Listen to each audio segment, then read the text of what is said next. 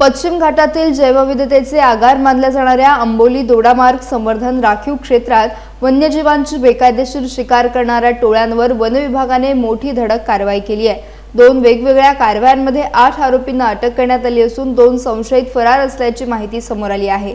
One विभागाने केलेल्या या कारवाईत गावठी ठासणीची बंदूक, काडतूस बंदूक, जिवंत आणि वापरलेली काडतुसे, तलवार, विजेऱ्या तसेच आलिशान MG हेक्टर वाहन जप्त करण्यात आले आहे। याशिवाय शिकार केलेले काही दुर्मिळ वन्यजीव देखील जप्त करण्यात आले आहेत।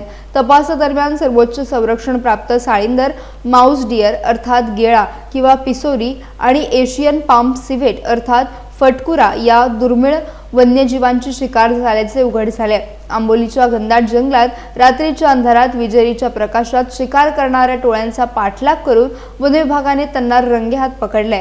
अटक केलेल्या आरोपींना न्यायालयात हजर केले असता त्यांना 20 जूनपर्यंत वन कोठडी सुनावण्यात आली आहे। पश्चिम घाटातील जैवविविधतेचे संरक्षण करण्यासाठी अशा कारवाया पुढेही सुरू राहणार असल्याचे वन विभागाने स्पष्ट केले आहे।